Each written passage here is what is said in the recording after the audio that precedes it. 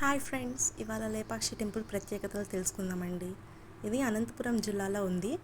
ఇక్కడ ఏకశిల్ప విగ్రహంలో నంది చెక్కబడి ఉంటుంది, అంటే ఏకరాయిలో. ఇక్కడ కళ్యాణ మండపం ఉంటుంది. ఇక్కడ వీరభద్ర స్వామి కొలువై ఉంటారు.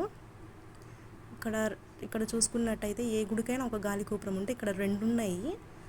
ఇక్కడ స్తంభాలు వచ్చేసి ఒక స్తంభం గాలికి వేలాడుతూ ఉంటుంది. ఆ స్తంభం మీద మిగతా స్తంభాలు ఆధారపడి ఉంటాయంట. చాలా గొప్ప కళగా చెక్కారు. ఇక్కడ ఇంకా ఆర్ట్కి ప్రత్యేకత అండి ఇది. అంటే శిల్పాలు చెక్కడానికి చూడదగ్గ ప్రదేశం ఇది. టూరిస్ట్స్ వస్తుంటారండి ఈ ప్లేస్ చూడడానికి. ముఖ్యంగా ఈ స్తంభం చూడడానికి వస్తూ ఉంటారు. ఇక్కడ గణేశుని విగ్రహం కూడా చెక్కబడి ఉంది. మరి ఇంకా శిల్పాలు కూడా చెక్కబడి ఉన్నాయండి. ఇది శివపార్వతుల కళ్యాణ మండపం అంటారు దీన్ని.